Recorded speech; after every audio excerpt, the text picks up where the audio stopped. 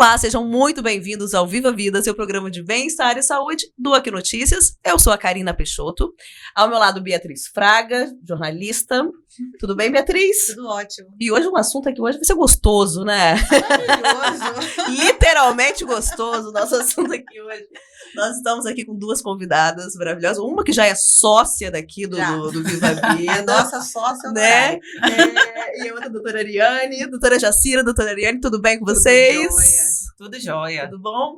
Bom, gente, hoje o nosso assunto aqui, nós vamos falar sobre libido, dor, orgasmo, entenda os desafios do prazer sexual. Olha só que tema legal. E para isso, nós estamos aqui, doutora Jacira, todo mundo já conhece, mas vai falar aí as suas credenciais, fala um pouquinho sobre você, doutora. Meu nome é Jacira, eu sou ginecologista, estou aqui em Cachoeiro já há 6 anos, e hoje eu sou especialista em cirurgia ginecológica minimamente invasiva, e hoje estamos aqui para poder falar sobre esse tema que deixa tantas mulheres assombradas no consultório. Sim. Ainda. E aí, doutora Ariane, fale um pouquinho de você. Meu nome é Ariane, sou fisioterapeuta pélvica, já há 15 anos. Sou formada em uroginecologia, saúde da mulher, e atualmente eu estudo a terapia cognitiva sexual, porque o meu público maior é pacientes de disfunções sexuais femininas. Então eu resolvi estudar mais a fundo sobre a sexualidade humana, para, além da causa física, né, muscular que existe, eu entender um pouco mais a questão emocional para poder conseguir com que eu avance mais esse tratamento e consiga, né, em menor tempo dar alta para essa paciente, né, porque elas passam por um momento de muita ansiedade, então elas iniciam um tratamento e querem logo a alta. Então eu busquei mais estudar sobre a sexualidade feminina justamente para isso, para poder incrementar mais esse tratamento, né, associar mais essas mulheres. Que bom, e vocês acabam, né, fazendo aí um trabalho em conjunto. Um trabalho em uma conjunto parceria, muito exatamente. bacana, né? Uma tessitura. É muito importante. Vários casos aí, por exemplo, de pacientes, vou dar um exemplo comum aqui, que é o vaginismo, que muitas pessoas desconhecem, que a Ari vai explicar melhor para vocês o que é, mas muitas pacientes às vezes chegam com diagnóstico de vaginismo, eu já, Ari, agora é com você, porque daqui eu não consigo avançar sem a fisioterapia pélvica. Isso demonstra a importância da gente trabalhar em conjunto. Exatamente. Porque, assim, muitas das vezes a gente acha que tem uma causa emocional, né? Mas muitas pacientes, elas não apresentam nenhuma causa emocional associada, né? Lógico que com o tempo, né, sem tratamento, elas acabam envolvendo a questão da ansiedade. Mas muitas das vezes as pacientes não têm um histórico de abuso na infância, não têm uma educação mais repressora, ou em relação a crenças. Então é algo que realmente é físico, mecânico e precisa ser trabalhado. A gente tem uma alteração da coordenação, da função dessa musculatura, e aí a gente precisa trabalhar essa musculatura em si, para que ela consiga permitir essa penetração sexual. Né? Então, são mulheres que nunca tiveram, né, a questão do vaginismo, que é a dor genitopélvica por dor ou penetração, né? São pacientes que é muito comum, a gente acha que não, mas existem muitas pacientes casadas há muitos anos, inclusive há poucos dias, né, eu dei alta uma paciente de 11 anos de casada, que ela nunca tinha conseguido uma penetração sexual, e não é só a penetração sexual, são mulheres que não conseguem realizar exames ginecológicos, são mulheres que não conseguem colocar um absorvente interno, são mulheres que não conseguem penetrar o dedo. Então, assim, elas passam muito tempo achando que isso é algo comum, que elas vão conseguir relaxar, que elas vão conseguir ter penetração, e vai passando o tempo, elas não conseguem ver que realmente é um problema que precisa ser trabalhado. Né? E por falta de informação, por vergonha, muitas vezes elas não falam, e às vezes essas mulheres já passaram por vários médicos, né? Sim, e a gente pega isso, e esse diagnóstico nunca foi dado. Sim. E é o exame físico, né? Na hora do exame físico, aquela mulher, ela já se contrai inteira na maca, ou às vezes ela tem uma contração mais leve, mas você já percebe que ali existe uma contração involuntária daquela musculatura que caracteriza o vaginismo, que impede a penetração sexual. Sim, então e tem vários graus, né? Então tem graus mais leves, como também aqueles graus mais acentuados, né? Que a paciente apresenta até reflexo de retirada, não quer o toque do examinador, entendeu? Então são casos mais avançados, né? De vaginismo. E tem tratamento, então poucas as pessoas sabem sobre o tratamento. O que falta também é muita questão de educação sexual, né? Porque às vezes na infância, na adolescência, são pessoas que não receberam aquela educação sexual dos pais, né? Então acabam recebendo um tabu, né? Exatamente. E aí acabam recebendo essa educação sexual de amigos, de tias, mas por conta de não conseguir ter a relação, são pessoas que até se bloqueiam para falar sobre o assunto com outras pessoas. Porque o que eu vejo na prática clínica é que a maioria dessas pacientes, elas não expõem esse problema para outras pessoas. Elas guardam para ela. Então, quando elas começam a perceber que isso já está influenciando negativamente a vida do casal, então elas já começam a ficar desesperadas, né? Inclusive, assim, já atendi pacientes que chegaram no consultório, noivas, que falavam, se eu não conseguir melhorar isso, eu não vou prender o meu futuro marido. Eu prefiro não casar com ele. Então, assim, Sim. Como que isso influencia a questão emocional, né, dessa pessoa? E essa casada de 11 anos aí que não pensou da Exatamente. penetração, como que ela fazia? Não, aí tem os recursos, né? Pode falar aqui?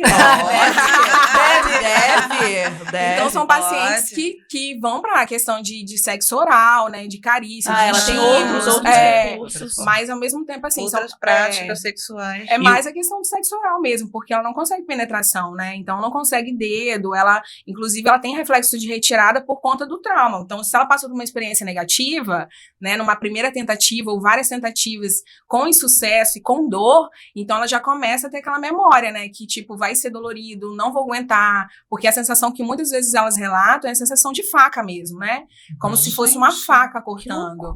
Então, elas começam a ter meio que aversão, começam a ter diminuição da questão da excitação, do desejo feminino, por conta desse trauma, né, que ela teve. Então, ela começa a evitar, a se esquivar, a não procurar o parceiro, ou se o parceiro começa a procurar ela já começa a tentar sair fora, ou inventar uma dor de cabeça, alguma outra coisa, para ela não conseguir, não ter aquela prática e nem o sexo oral, né, porque... O que deixa a gente, assim, pasmo muitas vezes é a gente ver o quanto que nós, mulheres, fomos criadas para não ter satisfação na relação sexual. Então, muitas mulheres, elas já vêm com uma bagagem de que relação sexual pode doer um pouquinho mesmo, isso é normal. Nem sempre, a maioria das pacientes, às vezes, não tem orgasmo e elas acham isso normal também, fingir orgasmo. Então, as mulheres foram condicionadas a acreditar que todas essas coisas que acontecem é normal. Sentir dor na relação, não ter orgasmo na relação, tá ali, né, transar só por transar para poder segurar o marido. E isso, muitas vezes, eu pego às vezes pacientes com vaginismos grau 1, grau 2, eu falo, opa, você tem dor na relação? Ela, eu tenho um pouco de desconforto, né, doutora, mas a gente usa um lubrificante, alguma coisa. Não é normal. Isso tem tratamento. Aí a gente manda pra fisiopélvica, a paciente volta assim, meu Deus, feliz da vida. E aí é a hora que essa mulher consegue ter prazer, né, na relação sexual, e aí o desejo começa a aumentar, a libido começa a aumentar. Porque como você vai ter libido numa coisa que seu cérebro já sabe que vai ser dolorosa? Exatamente. Karina, quantas desmistificações. Nossa, porque a gente pensa assim, em pleno século XXI, a mulher, o alto índice de mulheres que não tem orgasmo, que não tem prazer sexual, que outra desmistificação, doutora Ariane, né? Que algumas nem passaram por traumas, assim, físicos, às vezes né? não tem traumas passados. Às vezes a coisa tá ali dentro do subconsciente, porque já foi criada ali ouvindo alguma coisa de uma mistificação muito grande masculina, em torno do sexo, né? De não falar. Então, isso tudo já pode gerar. E às vezes nada disso aconteceu e a paciente tem mesmo um medo que é dela, de outras coisas, se transformou ali para aquele momento. E o que a senhora falou, né? A questão da falta de educação sexual, o autoconhecimento, o corpo é tabu ainda. Então, assim, a maioria das pacientes que a gente recebe são pacientes, assim, que além do tratamento físico, a gente começa primeiro falando sobre educação sexual, mas não só para mulher, mas para o homem também. Isso. Porque, por exemplo, então, hoje é muito comum o uso de lubrificante em massa, né? Só que o homem, ele não sabe que o terço externo vaginal, né, tem a lubrificação, ela demora mais tempo de acontecer. E se essa paciente, ela tá numa postura deitada, ela vai levar mais tempo a lubrificação. Então, se ela começa a ter essas carícias numa posição mais verticalizada, ela tem uma lubrificação mais rápida. Então, muitas das vezes, essas mulheres, elas não conhecem essa parte de educação sexual e acham, né, e o homem também, principalmente, e acha que já tem que, independente da posição, eu vou estimular e eu já vou penetrar. Mas não, é ter todo um contexto de educação ali. Então, o homem que estimula uma mulher mais verticalizada, ela vai ter uma lubrificação mais rápida. Então, se verticalizada seria mais em pé. É porque a gente tem canais de lubrificação na nossa vagina. As preliminares seriam em pé. Exatamente. As preliminares em pé auxiliam a descida da lubrificação mais rápida. Então ela fica molhada mais rápida. Exatamente. Exatamente. Então tem homem que já quer começar com ela deitada. Então ela demora um pouquinho mais a lubrificação. Então, assim, faz parte da educação sexual. Os homens não sabem disso, né? Então, se eu começo a estimular minha mulher mais posturas verticalizadas, sentada, em pé, né? Eu vou acabar melhorando. Eu vou acabar melhorando mais essa velocidade da lubrificação e com isso essa mulher possivelmente vai diminuir o uso de lubrificantes íntimos, né? Porque eu vou ter uma preliminar por mais tempo, né? Ou mais rápida a lubrificação. Ari deu uma dica, eu vou dar outra também para os homens. A libido da mulher é completamente diferente da dos homens. Homem é visual. Homem viu, homem quis. Pronto, deveria relação. Né? A da mulher não, ela já envolve sentimento, ela já envolve carícia. Então, assim, a libido da mulher pra tá boa, ela vai começar no bom dia do cara. Exatamente. Se esse cara, ele levanta, ele não dá um bom dia pra essa mulher, ele não faz nada pra poder agradar, não resolve um problema pra ela, sabe? Às vezes essa mulher já tá sobrecarregada com questão de escola do filho, de buscar a criança, de preparar a comida, de ter que dar conta do seu profissional. E aí, ainda por cima, ainda tem uma conta de casa que ela tem que fazer. Se esse cara não consegue chegar nessa mulher e ser suporte pra ela, e ainda ser um pouco carinhoso, né? Dar um bom dia legal, dar um abraço, pega na cintura, essa mulher não vai ter libido nenhuma, gente. Como ela não tá sendo estimulada. Então, assim, a mulher precisa se sentir segura, acolhida, pra ela conseguir ter relação, ter a libido, né? Melhorar a libido e ter uma relação mais prazerosa. Exatamente. E aumentar a chance de chegar no orgasmo também. Porque esse é um outro tabu. Várias mulheres não têm orgasmo. E aí eu vou pedir pra Ari falar um número assustador aqui pra vocês. Ai, gente, para. Sobre a questão de quantas... E outra coisa, só um minuto. Olha que maravilha, Karina. Porque quando se fala em educação sexual, pensa sempre em planejamento familiar. E aqui exatamente a questão... principalmente na escola, né? As páginas amarelinhas, se fala sempre muito disso. Quando eu falo. Porque geralmente pula. Né? E aqui está falando a questão de ter prazer, de ter fonte de energia vital. Eu tô agarrada nesse vertical aí ainda, gente. Seguinte, o vertical também pode ser uma sentada. Pode ser uma sentada. Pode. Você começar um namorinho ali, ó, uma carícia pode sentada. Pode ser uma sentada, entendi. A preliminar é uma coisa muito importante, né? Pra essa questão da lubrificação. Mas o que acontece hoje é que as pessoas estão tão imediatistas pra tudo que nem pra preliminar elas têm paciência. A rapidinha se tornou... E a questão... Entendeu? Já quer chegar, fazer, acabou e vambora, tomar banho, dorme, que a gente tem que acordar pra trabalhar. O básico. Não é assim, né? Não. Mas eu quero saber do orgasmo. Fala pra orgasmo. Então, a gente tem transtornos da sexualidade feminina, né? Então, a gente classifica em vários transtornos, como o transtorno do desejo e excitação feminina, né? Então, essa mulher, a gente tem ciclos da fase da resposta sexual. Então, primeiro é o estímulo. E o estímulo, a doutora Jéssica acabou de falar, é aquele bom dia de manhã. Então, a gente tem estímulos o quê? Visuais, estímulos, né, por escrito, às vezes um recadinho, uma mensagem que o marido te manda ao longo do dia, né? São essa parte de sentidos, né? Então, estímulos visuais, então, às vezes, né, a questão dos nudes, ou uma mensagem, uma foto, alguma coisa que vai gerar o quê? Um despertar de estímulo nessa mulher. Então, a questão de falar no ouvido, um elogio, uma besteirinha no ouvido, então isso vai... né? Isso aí vai começar a gerar a primeira fase do ciclo da resposta sexual, que é o estímulo, né? E aí, o cheiro, né? Então, antigamente, falava assim, na época dos gladiadores, né? Que as mulheres romanas, as ricas mulheres romanas, elas tinham um aumento de excitação pelos gladiadores, desse estímulo de desejo pelos gladiadores, por conta da questão da masculinidade, né? Das cicatrizes, do suor. Então, era um estímulo visual que elas tinham, né? Então, às vezes, o homem, ele já começa ali e deixa eu te usar. E não é assim, tem todo um contexto, porque a mulher, ela vivencia tudo. Na verdade, assim, questão do prazer, a gente, né, tem uma estatística aqui a gente tem que ter orgasmo entre 75% a 100% das vezes. Pra gente das relações. Das relações, pra não ter relacionada a alguma disfunção, transtorno sexual, né? Então, o normal é entre 75% a 100% das vezes essa mulher atingir um orgasmo. Então, assim, mas a gente também tem a questão do prazer, que o prazer não é só o orgasmo é a explosão. Mas o prazer é todo aquele contexto, aquele iniciar, aquela preliminar, aquele carinho, porque a mulher, ela vai focar naquele envolvimento.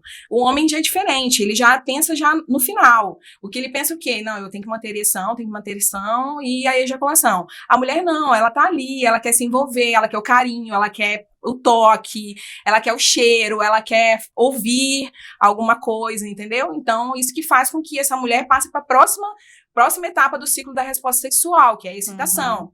Então, na excitação, ela já vai ter o aumento da circulação ali no canal vaginal, ela já vai ter o aumento da lubrificação vaginal, né?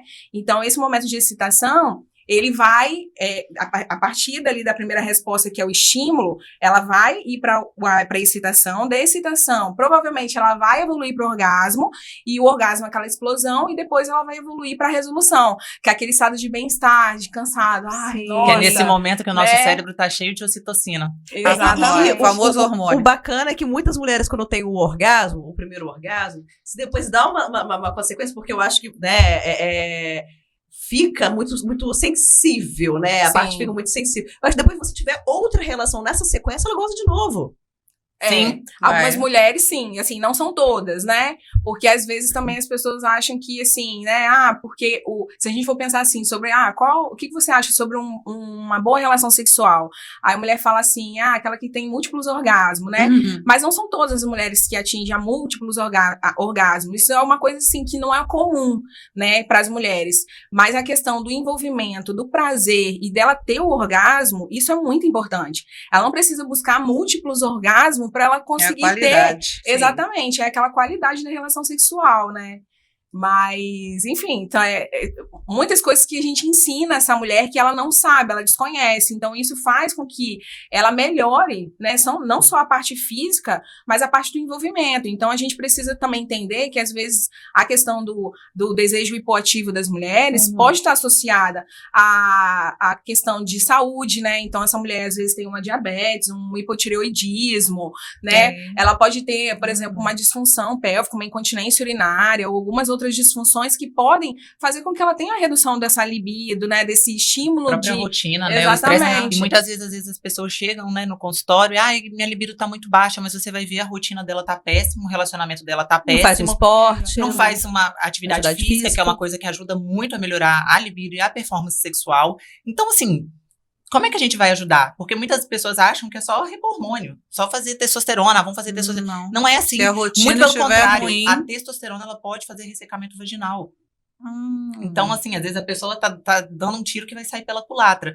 Então, não é só a libido, ela é muito mais complexa, essa parte sexual, ela é muito mais complexa do que simplesmente lá repor hormônio, que seja em gel, que seja em implante, que seja de qualquer forma, qualquer outra forma que as pessoas busquem. Então, e esse papo que a gente tá tendo aqui, ele já mostra para nós, mulheres, eu acho, né, principalmente, o quanto é importante os homens também se ligarem nisso, porque é isso aí que vai realmente... Gente, quanto que a libido tá alta? Início de relacionamento. Vocês já viram alguém início de relacionamento com libido baixa? Né? Não tem, não. A pessoa pode estar tomando um método que bloqueia hormônio, tá tomando anticoncepcional contínuo, e a libido dela tá cá no alto, a lubrificação dela tá ótima. Mas por quê? Tá tendo todo o estímulo para ela poder chegar na excitação, né? Estímulo, conhecimento. Desconhecido. Aí, a partir do momento que a gente entra num relacionamento, e isso é um fator de risco para a questão do desejo hipoativo, o relacionamento longo para aquelas mulheres que, às vezes, elas entram numa rotina, uma monotonia, né? Então, por exemplo, a gente já entra com a questão de crenças, né? Não as questões religiosas, mas é aquela mulher que, às vezes, ela acha que ela só pode fazer papai e mamãe, eu só posso assim, desse jeito assim, né? Então, o que é diferente, ela acha nojento, ela não posso, ou é ruim, ou ela já começa, né? Ela não quer tentar o desconhecido, o diferente. Internas. Então, aquela rotina cansa e faz com que ela comece a ter uma diminuição desse desejo, desse estímulo, né? Não só ela, como o parceiro. Você pode deixar a mesma coisa. Casamento, você pensa, posso deixar pra amanhã, né?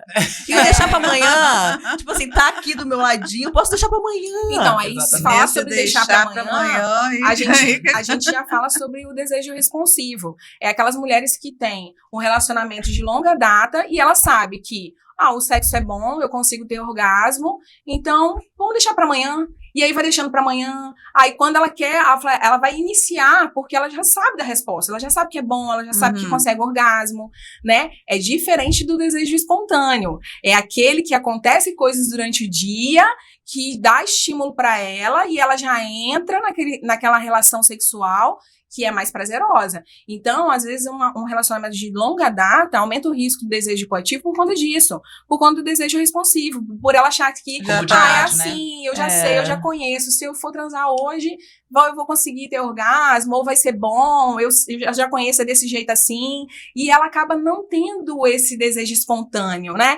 Tipo, eles fazendo algo que vá aumentar esse estímulo. Porque, assim, muitas das mulheres, às vezes, por exemplo, desejo responsivo, ela não precisa estar estimulada para ela atingir a excitação, porque ela já sabe como que é.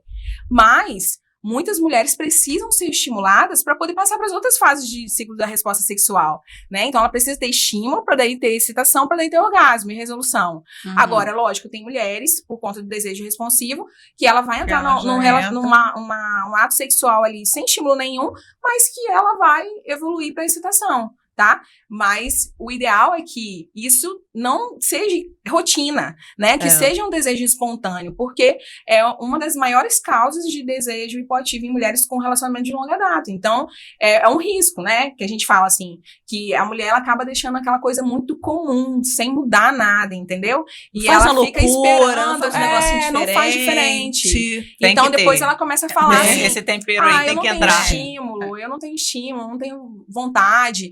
Eu prefiro ficar dormindo, eu prefiro sair para jantar com meu marido, entendeu? Então ela começa a entrar nessa rotina. Ela prefere não ter a relação sexual, mas quer estar junto, quer dormir, que prefere sair com ele, do que a relação sexual. Então ela começa a ter desinteresse, né? E aí a gente tem que pensar que também, a gente tá falando sobre a mulher, mas que tem a parceria que é importante. Que é o homem. Exatamente. Então, muitas das vezes, quando a gente atende essa mulher... figura é pouco... Você chega a atender junto, em algum caso? Assim, alguns casos, sim. Pouquíssimos casos. Mas quando realmente rola... Por exemplo, às vezes a paciente chega no consultório... Por exemplo, já atendi uma paciente com dispareunia, né, dor durante a relação sexual, e ela estava com dúvida porque a questão da ejaculação precoce, né, do marido. Então, aí nesse caso, o marido entrou no consultório para a gente conversar um pouco sobre educação sexual, né, falar sobre isso. Então, às vezes, a mulher também é questão de, né, não atingir o orgasmo, né, e tudo mais, porque às vezes envolve a parceria outras coisas, como, por exemplo, o transtorno de ejaculação precoce, ejaculação tardia. Então, a gente também, quando a gente atende uma mulher, a gente não atende só ela e pergunta só para ela. A gente tem que saber sobre todo o relacionamento dela. Então, a gente tem que perguntar, olha, como que é? Ele te dá estímulo? Você fica excitada? Como que é? Tem preliminares? Tem alguma coisa, alguma problema de saúde associado? Entendeu? Pra gente entender que, às vezes, essa evitação, né, que ela tem de relação sexual ou de tentativas pode ser também por conta do parceiro, né, da parceria. Então, a gente tem que atender a mulher, mas a gente tem que entender como que tá rolando. Às vezes, gente, é só trocar o parceiro. Não, a gente foca em melhorar a parceria. E mulheres, é muito comum chegar uma mulher de 40 anos lá e falar pra você que nunca teve orgasmo. Sim. Com certeza. A gente acha que não, mas isso envolve, se não tem algo associado à saúde, né, alguma doença que pode estar associada, a gente também tem que ver a questão da educação sexual. Às vezes é uma mulher que ela nunca se tocou, para ela saber qual é a área que ela é sensível, porque o clitóris é um órgão mais inervado do nosso corpo, então ele tem 8.000 terminações nervosas. A gente só vê a pontinha do iceberg, mas ele envolve toda a vulva, né, a parte por trás. Então, por exemplo, o estímulo na penetração, se ela tem lógico que se ela tem uma fraqueza, uma flacidez na musculatura, ela vai perder um pouco a sensibilidade. Então, a gente faz a avaliação da sensibilidade. Essa consciência corporal é muito importante. A consciência corporal é importante demais. E, assim, às vezes a gente se conscientiza do nosso corpo como um todo, mas a gente não se conscientiza dos músculos do assoalho pélvico. Exatamente. Então, Pula essa parte. Então, eu falo isso com a Ari, eu falo isso com todas as pessoas, assim, que baixam um papo comigo, eu falo, todas as mulheres deveriam fazer fisioterapia pélvica uma vez na vida. Sim. Tinha que ter o acesso. Para quê? Para se conhecer, para conhecer a musculatura pélvica, para conhecer como ela funciona, para ter noção de onde está cada musculatura mesmo, para fazer a consciência corporal. Você não está contraindo aqui o bíceps, estou contraindo o bíceps. E lá embaixo, qual músculo que você está contraindo? Sim, a mulher contrai tudo. O abdômen, a perna, mas não consegue contrair o assoalho pélvico. São mulheres novas. E tem mulher até que vai espirrar e faz xixi. Isso. Exatamente. É incontinência de esforço, né? Já tá fraco. No caso, a gente pode ter relacionado à fraqueza, que a maioria das causas é uma fraqueza da musculatura, mas às vezes a gente tem uma hiperatividade desse músculo. músculo. Ou seja, o músculo, ele tem fibras que eles trabalham juntos, né? Então, elas se sobrepõem. Então, o músculo ele tem que ter movimento para ganhar força. Se o músculo ele contrai, ele vai fazer a sobreposição das fibras. E ele tem que relaxar. Agora, por exemplo, uma mulher que tem uma fraqueza, ela não consegue fazer nem a contração nem o relaxamento, ela fica paradinha. Uma mulher que tem uma hiperatividade no músculo, que também pode estar relacionada a uma incontinência urinária, é aquela mulher que ela tem a musculatura hiperativa e ela não consegue nem relaxar e nem contrair. Então, é uma musculatura que perde força por não ter movimento. Então, por isso que a gente tem que fazer avaliação, porque muitas das vezes, igual a gente entra na internet por aí para fazer exercício de contrai e solta, mas se eu tenho uma musculatura hiperativa, como que eu vou fazer esse contrai e solta se ele não tem movimento? Então, muitas vezes a mulher vai sentir dor porque ela tá gerando mais tensão. E aí, eu não tenho movimento. E às vezes ela vai ter uma incontinência urinária porque o músculo que não tem movimento é um músculo que tá perdendo força. Né? Então, por isso que é importante que todas as mulheres, uma vez na vida, façam uma avaliação pélvica. E aí, às vezes, a gente pensa assim, que é só gestante. Hoje mesmo eu tava conversando com uma pessoa e ela falou assim, mas eu achava que a fisioterapia era só pra gestante. E eu falo que não, que a mulher que tá iniciando a vida sexual seria ideal para ela iniciar pelo menos uma avaliação com a fisioterapia pélvica, para ela começar a ter consciência dessa musculatura, para ela poder começar a ter orientações sobre posturas corretas evacuatórias, para ela evitar o quê? De gerar altas pressões nessa musculatura e futuramente ela ter uma fraqueza, uma hiperatividade, alguma alteração por conta de uma falta de informação. Entendeu? Uma outra área onde a fisioterapia pélvica é muito bem aplicada são nas pacientes com endometriose. Porque a endometriose, ela tem vários mecanismos da dor. E existe a dor miofacial, que é uma dor assim, que é dor gerando dor. Ela já não precisa, o músculo, ele, pelo foco de endometriose, pela dor que ele já sentiu ali, esse músculo, ele se contrai, ele faz um nódulo de tensão, tá? Tô resumindo aqui. E aí, isso vai gerando dor miofacial. Ela não precisa de nenhum estímulo doloroso a mais, porque só isso aqui, essa dor miofacial, ela já vai fazendo dor com reentrada de dor. Então, muitas vezes a paciente com endometriose, ela tá até bem tratada clinicamente, ela tá se alimentando corretamente, ela faz atividade física, ela tá com bom bloqueio hormonal, ou ela já passou por cirurgia, e às vezes ela continua com a dor, porque ela tá com vários nódulos de tensão nessa pelve, que precisam ser trabalhados ali com a fisioterapia pélvica, e a gente consegue resultados fantásticos. Exatamente. Então, assim, esses pontos, a gente fala que são pontos sensitivos de dor, né, são os tender points. Então, através dele, ele vai desencadear a dor. Então, às vezes, a paciente está fazendo todo esse tratamento e, por exemplo, assim, a atividade física é mega importante, mas uma paciente que tem um ponto de tensão, um tender point, dependendo da carga que ela for usar na academia, ela vai piorar essa dor miofacial dela.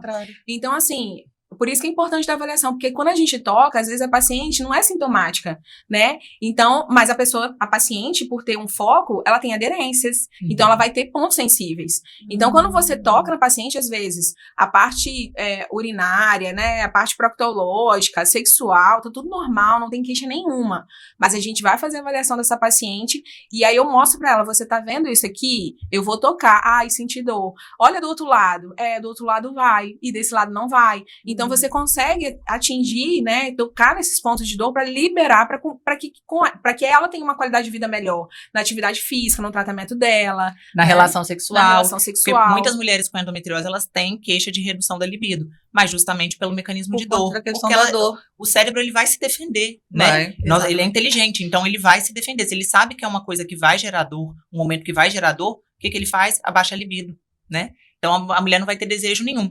Então, principalmente nesses casos de endometriose aí que tem essa dor bem intensa, né? Dor pélvica crônica, dor na relação sexual, a fisioterapia ajuda muito nessa questão. Sim. Essa questão, né? A gente fala sobre dispareunia de profundidade, que normalmente é o que está associado a pacientes com endometriose. Ela sente dor na profundidade. Às vezes, um foco de endometriose ali na reta vaginal. Os focos mais comuns de endometriose é na região posterior ali do útero, região retrocervical, ligamento pterosacro, que é no fundo da vagina. No fundo. Então, por isso que as pacientes com endometriose... Ter uma vagina. Podia ter trago. Gente. Pois eu tenho lá no consultório várias. Podia ter trago uma vagina que dava pra gente, né, ver. Sim, e aí o que acontece? Pela maioria dos focos serem nessa região, as mulheres com endometriose geralmente têm essa queixa de dor na relação sexual, principalmente na profundidade. Isso, porque quando tem o ato da penetração, os órgãos eles se movimentam para acontecer a penetração. E se eu tenho um foco, uma aderência ali, o órgão ele vai ter um movimento mais restrito. Então é por isso que às vezes na penetração essa mulher ela sente dor na profundidade. Então a gente na hora da avaliação a gente vai fazer o toque, vai ver essas possíveis aderências e vai tentar trabalhar a terapia manual para tentar liberar e aliviar um pouco tratar essa dor dessa mulher, né? Com terapias manuais e outros recursos multimodais que a gente pode melhorar esse sintoma dela. E a infecção urinária, gente, você vê que muitas mulheres às vezes saem de lua de mel, passa o final de semana com o marido, vai para uma pousada e tal, e volta normalmente com uma infecção urinária. Fala até que é de lua de mel, não é isso? Ah, você tá com infecção urinária de lua de mel. Porque é por causa de muitos, né, de ter das muitas relações. Às vezes uma relação só já é o suficiente para poder causar infecção urinária. Mas é o que? Uma bactéria que vai? A própria Escherichia, geralmente é causada pela Escherichia coli, que é uma bactéria, né, que vive assim bem no nosso corpo e causa infecção urinária quando ela vai para bexiga.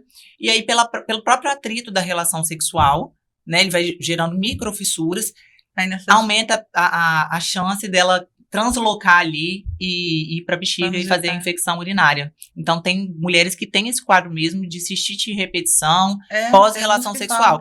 E aí a gente precisa fazer, algumas têm recorrente, que não é, também não é uma coisa às vezes também é imunidade, né? A imunidade dela tá baixa, pode ser isso também. É isso aí, a gente precisa investigar todas essas coisas que podem estar gerando essa cistite de repetição aí pós-relação sexual. E pode estar relacionado também com a musculatura de assoalho pélvico. Então a musculatura hiperativa, uma musculatura muito tensa, ela pode favorecer a resíduo miccional. Eu tô falando isso porque eu tive, né, essa cistite de repetição aí, toda vez que tinha relação, no outro dia, consequentemente, me dava. E eu fui no ginecologista, ele, olha, eu fiz todos os exames, aí viu que vitamina D estava muito fraco, estava pouquíssimo de vitamina D,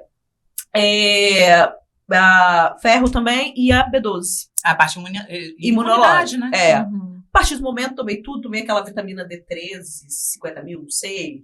Enfim, tomei essa e tal, melhorou. Melhorou. Então, eu vi que era a minha imunidade que estava muito, muito fraca. Uma outra causa que tem que avaliar também é a atrofia vaginal, principalmente nas pacientes com menopausa, né? Então, as pacientes que estão no climatério, às vezes ela nem parou de menstruar ainda, totalmente, mas ela já tem uma atrofia, ela já tem um grau de atrofia, que é um ressecamento da mucosa vaginal. E esse ressecamento da mucosa vaginal, ele não resseca só a vagina, resseca ali o tecido da bexiga também, aumentando a chance de infecções urinárias. Então, esse problema, né, a síndrome geniturinária da menopausa, que a gente chama, ela precisa ser tratada, independente se a paciente tem relação ou não, justamente para poder fazer proteção desse epitélio da bexiga também. Fora que esse ressecamento vaginal, ele traz muito desconforto para a mulher, dá uma sensação de fisgada, muitas vezes, e aí atrapalha até no dia a dia, né, porque você tá do nada aqui trabalhando, de repente você tá com uma coceira, tá com uma fisgada ali na região de vulva e vagina, então precisa ser tratado. Algumas... Porque geralmente mais ardência. É mais ardência, é uma ardência. Eu não aguentei que a minha amiga falou assim: existe cãibra na vagina? Hã? Como assim? Ai, você tá do nada te dá uma cãibra, uma dor uma cãibra na vagina. Ela como que é uma cãibra na vagina? Vagina tem músculo, uma dormência, né? Você diz. Não, dor mesmo, como se fosse aquela... Às vezes a posição que ela senta, ela faz alguma compressão nervosa, né? Ela pode ter, sim, realmente dormência. Ter essa sensação. Não, ela travou. Ela tava assim, eu falei, o que foi? Deu cãibra. Falei, de repente até interessante essa cãibra aí. Eu falei assim, na perna? Não, mais pra cima. Aí eu falei assim, é até interessante essa cãibra agora, aí, diferente. Gente, pessoas... Porque a Sandice aqui, você pensa assim, nossa, mulheres já, né, mesmo com todas as dificuldades, já evoluímos tanto, já ganhamos tanto espaço, mas pessoas que não têm orgasmo, porque, gente, não é o orgasmo que vai resolver a cabeça do sujeito, mas uma pessoa bem gozada faz bem a vida do outro, dela e do outro. Né? Faz bem a vida dela e do outro. Colabora com o espaço que vive. Nossa, com certeza. E a maioria, agora vocês falando, eu falei assim, quantas que não devem conhecer a estrutura da vagina? Exatamente. A própria vagina. Porque a maioria é um território proibido. É um território proibido. A maioria das mulheres, elas vão ter orgasmo por fricção mesmo no clitóris, né? Às vezes a fricção do pubis, no homem, né? Então, assim, o órgão, o clitóris, ele é bem grande. Então, quando faz a penetração, ela não vai estimular só aquela área que a gente tá vendo. A musculatura que tá por trás ali, que é a parte ainda do clitóris, ela vai ser toda estimulada durante a penetração. Então, antigamente falava muito na questão do ponto G, né? Uhum. Então, alguns estudiosos, assim, da sexualidade, tem alguns estudiosos que acreditam que não existe o ponto G e outros sim. Mas a teoria que eles falam é que durante a penetração, esse ponto G fica praticamente assim, no meio do canal vaginal, né? Mas é o movimento que o pênis, ele faz e é exatamente o tamanho, o movimento ali até o ponto G é o tamanho da região clitoriana. Então, o movimento que ele faz é um movimento que ele vai estar estimulando toda a região clitoriana, né? Então, na verdade, essa mulher, ela vai ter um orgasmo clitoriano, mas pela penetração do pênis, então o corpo peniano, ele vai fazer aquela estimulação no músculo que está envolvendo a região do clitóris todinha, né? Não, porque havia o time do orgasmo clitoriano e havia o time do orgasmo vaginal. Exatamente. Eu ficava parada ali, olha assim, eu falei, meu Deus, acho que eu preciso estudar. E tá tudo junto, né? Está tudo junto. Tem muita gente muita mulher que ela precisa, de repente, de um vibrador, até mesmo, para poder conseguir. Às vezes não consegue a penetração com o parceiro, né? Ela tem ali o vibrador dela, mas ela consegue ter com o vibrador, mas não consegue ter com o marido. Isso é muito, muito pessoal, assim, do casal, né? Tem casais que não tem vibrador, tem casais que tem. E isso é uma questão, às vezes, assim, vai gerando até uma dependência, né, Ari? Já acostumou, né, com essa questão do vibrador, e aí a gente já viu, assim, situações de que o marido fica meio preguiçoso de gerar esse estímulo todo para a mulher. E acaba que vai deixando aquele negócio de cair na rotina. E tem um estudo que fala sobre essa questão do orgasmo feminino com relação, né, um estudo que fez várias perguntas às mulheres sobre a sexualidade. E um dos estudos, uma das perguntas era se as mulheres elas conseguiam o orgasmo com o uso do vibrador. E todas elas conseguiam. Mas com o marido, elas não conseguiam tanto. Mas qual foi o objetivo desse estudo? A mesma coisa quando a gente fala sobre disfunção erétil, né? O homem, quando ele vai fazer a masturbação, ele tem uma intensidade, uma velocidade, então ele vai atingir o orgasmo. E a mulher com o uso do vibrador, exatamente. Tem a intensidade, tem o ponto mais sensitivo e ela consegue atingir o orgasmo, mas não porque não consegue com o marido. Porque às vezes falta informação pro marido. Informação pro marido. Porque o marido ele não vai saber, ele não tá sentindo, ele não tem o clitóris, entendeu? A gente vê, inclusive, muitos memes, né, na internet disso. Então a mulher... Como é que o cara vai contra o vibrador? Exatamente. Então, às vezes, é o estímulo que ela faz, ela com o vibrador, que é diferente dela com o parceiro. Então, ela tem que tentar igualar. O que eu tô fazendo com o meu vibrador que eu consigo atingir orgasmo e que eu não consigo com meu marido. Então, eu tenho que ensinar ele a tocar assim, né? Então, vai toda a questão de intimidade, porque assim, às vezes a mulher faz cocô, né, perto do parceiro, solta um pum perto do parceiro, mas quando tá ali na relação sexual, a mulher, ela tem bloqueios. Ela não fala o ponto que ela sente mais prazer, entendeu? Então, assim, qual é o nível dessa intimidade? Entendeu? Então, em relação a vibradores, lógico que quando a gente fala assim, que um casal, né, que caiu na rotina, às vezes eles podem ter, né, tipo assim, uso ali entre eles dois, né, isso vai ser a intimidade deles, eles podem testar outras coisas entre eles, entendeu? Porque isso vai fazer com que talvez aumente o estímulo, mas é aquela coisa, que não ser só aquilo, a gente tem que ensinar a nossa parceria o que a gente precisa pra gente poder atingir o orgasmo. Então, o que falta ali, às vezes, é a intimidade do casal, que não tá acontecendo. Diálogo, né? Ontem mesmo eu tava conversando com um paciente, e ele falou que ele já teve 2 relacionamentos. E o primeiro relacionamento dele, ele não tinha tanta intimidade como ele tem com essa esposa dele agora. E ele já tinha tido um relacionamento muito jovem com essa pessoa. Mas ele fala, poxa, eu sou o mesmo. Mas o nível de intimidade é diferente. Então, a mulher, ela tem que se permitir isso. Né? Se ela tá reclamando da questão do desejo, né, da libido dela, às vezes o problema é que ela não se deixa permitir. Né? Então, isso a gente tem que também conversar com essas mulheres, né? Elas acham, às vezes, que tem que tomar um remédio, alguma coisa, né, que vai melhorar. E a gente sabe que, às vezes, faz parte da rotina dela. Às vezes, a educação, o autoconhecimento, a educação sexual, a questão da intimidade, que tá em falta. Tanto que a gente vê muitas mulheres que, às vezes, começam a repor testosterona por conta própria, Infelizmente, gente, Dá de tudo. dá de tudo. Você pega paciente que pega gel com a amiga. Entendeu? Nossa. A amiga manda manipular mais pra ela. Infelizmente, essas coisas acontecem, né? Vocês não façam isso. Mas, enfim, a gente vê pacientes que, por conta própria, conseguiram aí um gel de reposição de testosterona, tá usando maca peruana, tá usando feno-grego. E aí chega falando, eu fiz tudo e minha libido não melhorou. Mas você fez o quê? Você só tacou hormônio pra dentro de uma forma descontrolada, que às vezes nem deveria, né? Pode até fazer Pelos mal. riscos. Você tomou um monte de remédio, só que a libido você não vai resolver no remédio, meu amor. Não vai. Não é ali que você vai resolver. Diferente de uma paciente, por exemplo, com endometriose, que tá com dor e aí colocou um implante. Semana passada eu recebi uma paciente de 46 anos, ela tinha endometriose, a gente tinha operado 2 vezes.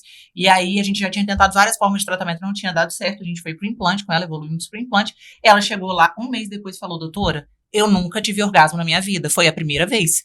E aí, porque ela estava bloqueada da dor. Então, foi um conjunto de coisas, não foi somente a questão do implante, né? Só a excitação. Mas também a questão do bloqueio da dor. Então, foi quando ela conseguiu relaxar. Ela falou que ela nunca tinha conseguido relaxar numa relação. Eu pedi para ela poder ter mais consciência corporal. Ela falou que até ombro ela percebeu que ela contraía. Nossa! Por causa da dor que ela tinha na pelve. Então, agora que ela já teve essa melhora, né, com o tratamento clínico e agora com o implante, ela conseguiu fazer um rastreio do próprio corpo durante a relação sexual. Consciência corporal. Aos 46 anos, atingiu o primeiro orgasmo. Então, ela falou, eu não quero nunca mais perder essa sensação na relação. Mas depende também de várias outras coisas, né? Porque, por exemplo, igual falando sobre anorgasmia, né? Que são mulheres que nunca atingiram um orgasmo na vida. Pode estar relacionada a isso, pode estar relacionada também com alguma questão de saúde, né? Sim. Então, a gente tem que também investigar, porque não é só também falar sobre essa questão dela se conhecer e tudo mais, se ela tem um problema de saúde. Então, por isso que elas precisam de ajuda, né? Pra poder entender. A mesma coisa a paciente na menopausa, né? A paciente na menopausa, ela tem essa síndrome geniturinária, ela tem essa atrofia vaginal, o sexo não vai ser bom, o sexo vai ser ruim, então ela já vai, a libido, como é que ela vai ter libido pra uma coisa que ela vai saber que vai ser ruim, que vai doer, que às vezes ela pode sair sangrando, entendeu? Tem pacientes que já falam, doutora, eu sangro pós-relação sexual, você vai ver atrofia, quando você passa o espéculo, tá tão atrofiado, negócio que é igual pele de pessoa muito velhinha mesmo, que às vezes qualquer coisinha que faz, pega, machuca, é a mesma coisa. E aí as mulheres não estão acostumadas, não foram acostumadas a saber que essa condição precisa ser tratada. Sim. Então se você trata um conjunto de coisas e ao mesmo tempo um desconhecimento, um índice de desconhecimento muito alto. Durante um papo desse a gente vê o quantas pessoas não conhecem, né? Não se conhecem. Como, por exemplo, a fissura vaginal. Então, pacientes que estão na síndrome geniturinária, que às vezes, né, a mucosa fica muito hipocorada, assim, pálida, fininha, que qualquer coisa corta, se ela tem várias fissuras, ela vai gerar uma fibrose. Então, a fibrose vai gerar dor na penetração, entendeu? E aí a gente tem que melhorar o processo da cicatrização. Vira um carocinho, vira uma fibrose. Se ela tem várias fissuras, um tecido duro. Então, às vezes ela vai ter dor também, por exemplo, tive várias fissuras no mesmo local. Aí você vai ver, a fáscia ali, ela não tem movimento. Então, ela começa a dar uma fibrosezinha. Então, quando ela tem uma penetração, ela vai sentir dor pela fibrose. Isso por conta de processos cicatriciais, entendeu? Gente, tá chocada. Eu descobri que eu não entendo nada. Esse é um assunto que a gente tem que falar muito, porque a gente precisa, assim, falar sobre a pélvica, né? Essa coisa toda, é uma coisa, assim, que muitas mulheres não sabem, gente. É muito bacana. É muito legal mesmo. Assim, a gente fica chocado num primeiro momento, mas o choque, ele é importante. Quantas mulheres que precisam. E falando também sobre as disfunções pélvicas, né? Quando a gente fala... Homens. O bom é que vocês duas trouxeram a figura masculina pro discurso, pro diálogo. Não tem como fugir disso, né? É uma parceria. Você tem que, né, ver e até em relacionamento homoafetivo também, né? Então, a parceria, ela precisa uma estar estimulando a outra, ou um estar estimulando o outro, porque senão a libido cai também, né? Exatamente. Então, em todo tipo de relacionamento, essa questão é muito importante, de um estar realmente comprometido, envolvido ali com o outro. E com relação às disfunções pélvicas, quando a gente fala, a gente pensa só também na incontinência urinária, né? Então, todas as disfunções pélvicas, elas vão ter consequências na sexualidade feminina. Então, por exemplo, uma mulher que tem não só a incontinência urinária, mas incontinência fecal, ela perde pum sem controle, ela tem perda de fezes líquidas ou pastosas. Como que ela vai ter uma relação sexual? A paciente que percebe o pum pela vagina também, Ari. A gente não falou. Mulher que solta Os flatos vaginais. Exatamente. Dizem que, assim, eu vi uma conversa aí, eu sei que é besteira, mas assim, que normalmente mulher de parto normal. Não é besteira, não. Aumenta o risco. O parto normal aumenta o risco pra essa fraqueza muscular. Mas assim, tem também não só o parto normal, assim, independente da mulher ter passado pelo parto normal, ela pode sim, se ela tem uma fraqueza, uma hipotonia. Mas tem também que facilita, né? A entrada do ar. Não é a entrada do ar, que te deixa tão constrangida. Na posição de 4 apoios, né? Então, assim, se a mulher ela apresenta flatos vaginais, por exemplo, só quando ela tem uma posição de 4 apoios, às vezes ela não tem uma alteração nessa musculatura. Às vezes, realmente, a posição favoreceu a entrada do ar, né? Mas, assim, geralmente, essas mulheres que às vezes acordam, elas vão levantar da cama, elas já sentem. Entendeu? Então, a gente começa a fazer com que a mulher perceba mais o corpo dela para ver se em outras situações ela também tem isso, né? Porque aí realmente pode estar relacionado a uma fraqueza nessa musculatura de assoalho pélvico. Chocado. Tá vendo? Chocada. E na verdade, o assoalho pélvico é um músculo como qualquer outro, como a Jacira falou, o bíceps, né? Então, eu trabalho o corpo inteiro, mas eu já cuidei do meu assoalho pélvico. E eu cuidar dele não é só fazer o fortalecimento, é o cuidar com rotina diária. Por exemplo, posicionamento para fazer cocô. Então, nós, mulheres, a gente tem uma portinha de saída que o homem não tem, que é a vagina. Então, se eu vou fazer cocô, se eu tenho um quadro de constipação, eu faço muita força evacuatória. Então, essa mulher, ela precisa aprender a fazer força. Na verdade, a gente não precisa fazer força de fazer cocô. Se eu melhoro o posicionamento no vaso, eu vou relaxar o banquinho de cócoras. É maravilhoso. Todo mundo tem que usar desde a infância. Mulheres, crianças, desde a infância tem que usar o banquinho. Porque a gente tem um relaxamento. Fica mais elevada. Mais elevada, melhora. E aí, essa melhora da angulação vai melhorar a tensão do músculo pubo-retal, que vai envolver ali o reto. Então, se eu melhoro o posicionamento, eu causo um relaxamento nesse músculo e eu não preciso fazer força para fazer cocô. É só eu ter paciência que você vai sentir o peristaltismo acontecendo e o cocô querendo sair, sem você gerar pressões. Então, nós mulheres que geramos altas pressões abdominais, a gente vai gerar aumento da pressão na musculatura pélvica. E não tem como eu não ter uma fraqueza com o tempo. Então, pacientes de constipação de longa data, entendeu? Às vezes a gente acha assim, a fisioterapia, ela trabalha isso. Ela reeduca. A gente observa qual é a força que a paciente está fazendo expulsão das fezes, se ela está fazendo muita prensa abdominal, se ela está fazendo a força errada, para a gente treinar essa paciente a fazer um esvaziamento, né, melhor, para que ela gere menos pressões. Às vezes, uma atividade física, né, uma mulher que não tem consciência, eu não sei se vocês já perceberam, eu tô aqui, pegando um peso de 5 quilos, aí eu tô aqui, ó, estável. Daqui a pouco eu percebo muito, porque a gente tem um olhar clínico, né? Então, a gente olha na academia, às vezes a pessoa pegando peso, tá assim, ó. Ela começa a compensar, porque o peso está muito além do que a estrutura dela suporta. Aí ela começa a gerar um aumento da pressão intraabdominal muito grande, que vai gerar o quê? Fraqueza na musculatura pélvica. Ela, às vezes, vai pegar um peso maior e ela vai perder o xixi, né? Porque ela já está gerando um impacto maior ali naquela musculatura. E aí ela nunca cuidou, entendeu? Então, isso... A gente, infelizmente, sim, na nossa cultura a gente não tem muito essa questão dessa visão, mas tem que começar desde cedo. Os riscos que isso, durante o tempo, né, isso pode gerar também são as distopias, as quedas de tecido vaginal. Ontem mesmo a Ari entrou em contato comigo, eu atendi uma paciente de fora, 5 anos já que ela estava com prolapso, o útero já tinha saído todo pela vagina e já estava gerando até machucado. Mas ele desce e fica fora, principalmente quando às vezes ele retorna. No caso dessa paciente, retornava, a gente conseguia empurrar ele para dentro da vagina, mas se ela fizer uma tosse, ela levantar, ele vai cair de novo.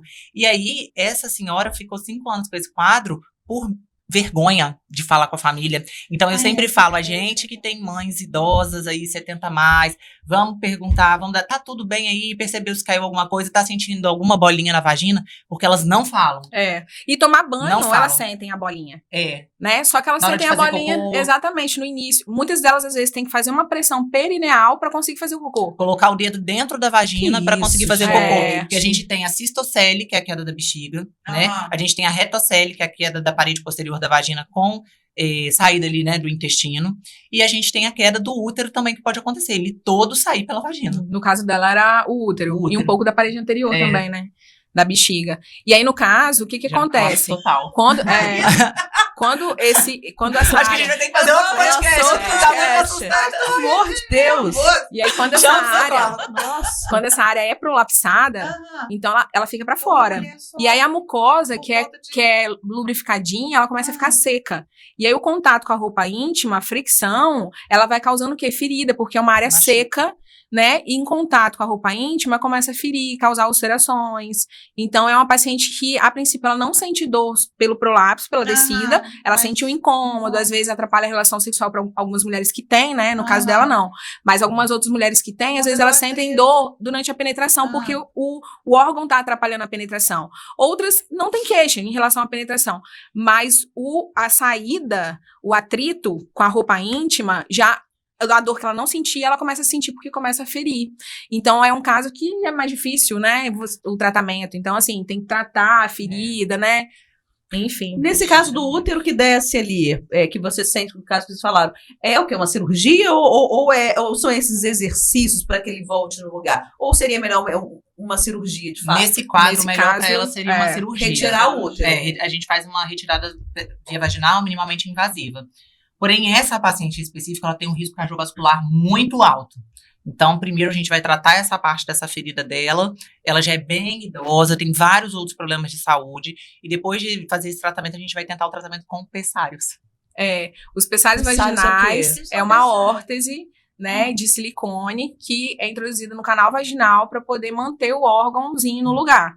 Né? Então, a gente faz uma medida daquele lá do canal vaginal, e a gente faz os testes de esforço com o uso do pessário para poder encomendar o pessário para ela. Então, esse pessário vai fazer essa sustentação. O tratamento conservador é um tratamento não cirúrgico. Pessário, deixa eu precisar de pessário. Vamos ver um pessário agora? Eu tenho uma foto aqui, eu te mostro. É um dispositivo que vai colocar lá dentro da vagina e ele vai segurar o órgão. Isso. Aí, no caso dela, ele também ele pode ser usado em pacientes com... Então, são vários tipos, né? Então, dependendo do... cervical, né? Dependendo do grau do prolapso, da área prolapsada, a gente vai determinar um modelo, né?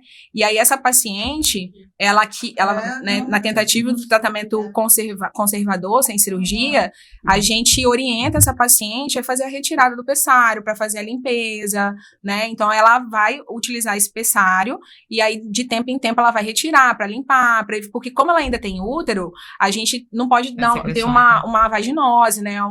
Uma infecção ali por conta de secreção. Aí a gente orienta essa paciente a utilizar esse pessário, o útero vai ficar no lugarzinho, ela não vai ter mais aquele atrito na calcinha, né? Mas no caso dela, como a doutora Jacira falou, o caso dela, a gente vai tentar o tratamento conservador, porque ela, por conta das comorbidades... Pelo menos até ela estabilizar mais, porque agora ela tá numa fase... Ela tá numa fase que não tem como fazer a cirurgia. A cirurgia agora é um risco muito alto para ela. E aí essas então, pacientes... pelo menos até, né, ela estabilizar. Aí, melhorando a cicatrização ali daquela ferida, a gente tenta o tratamento conservador para que ela melhore a qualidade de vida dela, né? E melhora a questão também da ulceração, porque se aquele órgão fica ali, né, pode até fazer uma necrose, infecção, né?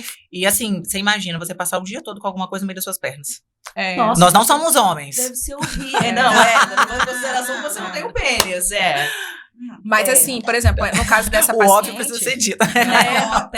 E no caso das pacientes com as distopias, esses prolapsos, o que acontece? O interessante é que a gente faça um preparo antes da cirurgia, porque assim... O assoalho pélvico é um músculo como qualquer outro do corpo. Então, se eu tenho um problema no joelho, normalmente eu faço uma fisioterapia antes para poder manter a função e que aquele músculo retorne à funcionalidade após a cirurgia, que ele vai ficar um tempo sem exercer uma função naquele músculo, né? E aí, depois da cirurgia, o paciente retorna para a fisioterapia para reabilitar e ganhar força, função. Na musculatura pélvica, não é diferente. Geralmente, a gente dá uma consciência, por exemplo, essa paciente, ontem ela aprendeu o que é uma contração dessa musculatura, ela aprendeu a ativar, ela nunca ativou, e aí tentando, orientando, dando consciência a ela conseguiu fazer uma contração, não foi uma contração efetiva, mas ela conseguiu. Então, independente dela fazer a cirurgia ou do uso do pessário, a gente orienta para que ela não esqueça daquele músculo, né, porque senão, o pessário, dependendo, né, vai dando mais fraqueza, o pessário às vezes não consegue sustentar, e a gente tem que aumentar o tamanho do pessário. Então, a gente vai orientando essa paciente a ter essa consciência de estar tentando fazer essa contração para ela conseguir dar um estímulo naquele músculo e deixar ele totalmente inativo, né? Como que um padrão cultural gera tantos problemas. Tanto sofrimento, né? Tanto sofrimento. A gente estava lá na de libido e a gente foi para uma coisa cirúrgica. Porque a falta de consciência corporal, praticamente a falta de educação sexual, que não seja voltada só para a questão, né, como eu falei, do planejamento familiar, a falta de diálogo entre os pares. Sim. Olha quanta tragédia. Mas em relação à libido, o prolapso também reduz, porque a mulher que tem o órgão prolapsado, ela não vai querer namorar. E isso não é coisa só de mulher que às vezes pensa, é coisa de mulher, né, com mais idade, 60, 70. Eu tô aqui pasma, eu tô aqui... Não, eu tenho pacientes aí já de 30, 40 anos que já com distopia. Eu tenho um paciente de 20 e poucos anos que fez reabilitação Principalmente pós-parto. agora, né, aumentando os índices de parto normal, novamente. Sim. Parto normal, ele aumenta o risco. Sim. A gestação aumenta o risco, só o fato de você ter gestado, então mulheres com cesáreas também já tem fator de risco pela própria gestação, porém a gente sabe que o parto normal aumenta mais também. Aumenta mais. Né? Agora, já tá, infelizmente, já estamos chegando no fim, né? Porque o papo aqui tá muito bom, mas o pompoarismo, ele ajuda em alguma coisa? O pompoarismo, ele é uma técnica para melhorar a performance sexual, né? Então, assim, nem todas as pessoas, elas podem usar o pompoarismo, porque elas têm uma disfunção associada. Então, por exemplo, como eu falei, essa questão dessa hiperatividade desse músculo que não se movimenta, essas pacientes não podem fazer pompoarismo, senão elas vão piorar a função muscular. Então, assim, a gente sempre recomenda que antes de qualquer mulher começar a praticar o pompoarismo, ela faça uma avaliação pélvica para a gente poder orientar, olha, não recomendo fazer agora porque a gente precisa trabalhar o relaxamento desse músculo, para depois você melhorar a sua performance sexual, né? Mas assim, o pompoarismo é diferente de fisioterapia pélvica. A fisioterapia pélvica é uma especialidade reconhecida que trabalha como prevenção e tratamento de disfunções. Lógico que com o trabalho muscular, essa mulher ela sempre vai relatar melhora da qualidade de vida sexual, né? Agora, o pompoarismo é uma técnica só para estimular a questão sexual, a performance sexual dessa mulher. Não é para poder mexer na musculatura da vagina em si, a gente tem pacientes que chegam com queixas sexuais que na fisioterapia a gente vai tratar. Mas não é só paciente de queixas sexuais, a gente trata como um todo. E o pompoarismo é uma técnica usada para todas as pessoas. Por isso que eu falei que seria interessante todas as mulheres passarem por uma sessão de fisioterapia pélvica na vida. Isso. Porque ela já vai ter essa consciência, ela vai gerar essa consciência muscular, vai detectar problemas, caso eles existam, e ela vai saber trabalhar essa pelve. Né? Sim. Não, melhor. Barato, melhor ainda. Geralmente sai caro. Exatamente. Porque o pompoarismo é uma técnica única, que todas as pessoas vão fazer aquela mesma técnica. A fisioterapia não, ela vai observar a função desse músculo e o que a gente pode fazer para tentar melhorar a funcionalidade dela. A questão miccional, a questão proctológica, a questão sexual. Então, nem sempre é uma ativação de força, nem sempre é um aumento da força que a gente vai fazer. Por exemplo, as pacientes de vaginismo, a questão de disfunção genitopélvica, né, por dor, penetração, são pacientes que elas não podem fortalecer a musculatura. Né? É uma paciente que ela tem que aprender a relaxar para depois ela ganhar movimento e fortalecer um músculo que às vezes está fraco, entendeu? Se ela for usar o pompoarismo, por exemplo, aí que ela nunca vai conseguir ter penetração. Entendeu? Gente, olha só, essa aqui já é a terceira sessão, porque com a doutora Jacira é assim, uma coisa começou numa coisa, daqui a pouco virou outra coisa. Eu vou chamar fulana aqui. Agora nós já Peraí que eu tenho uma convidada.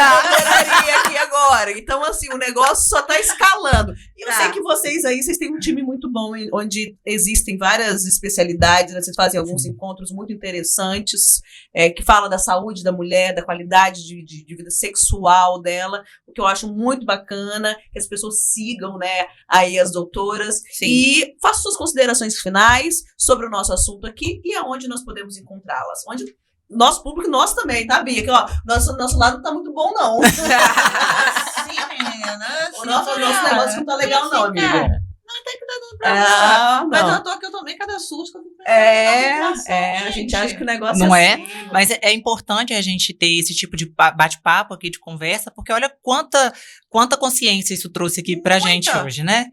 É um abrir de olhos, e desmistificar é muito importante pra gente conseguir tratar. Antes da gente... A principal queixa é a redução da libido. Mas e aí, como é que a gente trata uma melhora de libido? Não é só hormônio, não é só ajuste hormonal. Então, assim, de principal consideração é isso. Libido é uma coisa multifatorial, é energia vital. Então, a gente precisa estar bem, principalmente começando com nós mesmos, né? Avaliar a nossa saúde como um todo, ter uma boa parceria com o nosso parceiro, né? Tá bem com o nosso marido, e tá bem também na nossa vida social, profissional, porque se você tá cheio de problema no trabalho, você não vai ter energia para sexo, não vai ter energia. Um negócio desse, fazer por fazer muitas vezes é pior, né? Porque às vezes aquilo ali pode te gerar desconforto e dar um travamento aí numa próxima vez. E os casos de dor na relação, eles precisam ser sempre investigados. Nunca é normal, gente, sentir dor na relação nunca é normal. Nós fomos acostumadas a normalizar as nossas dores. Hoje a gente tem que se conscientizar de que as dores, elas são um alerta de que alguma coisa não tá legal. Então pode ser desde um simples nódulo, né, um tender point ali na musculatura pélvica, a uma endometriose. Então, causas de dor na relação existem muitas, e a gente precisa pesquisar sempre que elas existirem. E é importante a gente procurar por profissionais humanizados que veem a paciente como um todo, né? Porque ninguém trata sozinho. Então, em parceria, né, em tratamento multidisciplinar, a gente consegue trazer a melhora dessa paciente, né? Então, assim, é importante que a gente vê isso, e é importante também que nós profissionais, né, que tem essa visão global, também passe, né, ensine essas pacientes a falar sobre a educação sexual, a fazer com que essas pacientes tenham mais conhecimento do próprio corpo, falar sobre a intimidade do casal, porque muitas das vezes o problema se desencadeia por conta de intimidade do relacionamento. Então, às vezes, a gente consegue corrigir sem precisar de tratar algo, né, tipo físico. Então, às vezes, o que tá faltando é mais intimidade ali entre aquele casal, que aí vai melhorar todo o aspecto da relação sexual dessa paciente, né, desse casal. Mas, enfim. É isso. Doutora Ari, você atende onde hoje? Eu tenho um consultório aqui em Cachoeiro, no bairro Jardim América, já há 8 anos que eu estou nesse consultório, e lá eu atendo pacientes de disfunções sexuais, disfunções pélvicas, então toda a questão da fisioterapia pélvica, né? E se quiser, depois eu posso até passar o contato, o Instagram, mas eu tenho o Instagram também, que eu passo, né, sempre informações sobre a fisioterapia pélvica para poder fazer com que, aos poucos, né, as pessoas recebam essa informação, né? Alcance mais pessoas para entender um pouco o lado da fisioterapia, né? Dessa importância desse cuidado do músculo, do corpo, com essas questões não só durante a gestação, mas a questões voltadas à parte urinária, sexuais, proctológicas, pacientes com dores crônicas, né, endometriose. Então, a fisioterapia ela tem um trabalho muito importante para essas mulheres. Então, vale a pena, assim, as pessoas buscarem mais conhecimento, a gente informar mais mulheres, né, a conhecer mais, né, o seu corpo e as disfunções, porque a partir do momento que eu tenho conhecimento, eu sei o que não tá legal aquilo ali, né, então, igual a dor nunca é normal, e às vezes a gente aceita, como a doutora Jacira falou, então saber que dor não é normal, que tem algo que tá dando sinal, isso é um autoconhecimento, opa, tá acontecendo comigo, então eu vou procurar ajuda, entendeu? É isso, gente. Foi um papo muito bacana, porque eu acho que tirou muito, assim, me deixou chocada um pouco aqui, confesso. Mas é necessário, é um assunto muito necessário, a gente tem que sempre estar falando sobre. Vamos deixar agora para o quarto round aí, com certeza nós teremos outro encontro aí. Depois dessa, né? Vai rolar vamos fazer um podcast de Dia dos Namorados, vamos já, isso aí. Eu vou levar uma amiga. É isso. Isso é muito bacana. E agradecer novamente a vocês, tá? Pela participação. A Bia aqui. A pluralidade dos temas. Do assunto. Ele com certeza, daqui a pouco você vai para outro assunto também. A gente vai estender esse assunto aqui para falar mais sobre saúde da mulher. E acompanhe, por favor, o Viva a Vida, porque todas essas falas aqui serão postadas. É isso aí, gente. Se inscreve no nosso canal aí. Ajuda a colega também, né? A gente fazer com que assuntos tão importantes, eles consigam chegar a um número maior de mulheres, tá bom? Precisam ter essa consciência corporal. Obrigada, meninas. Ai, que maravilha. É isso aí. Ficando por aí, gente. Até o próximo Viva a Vida.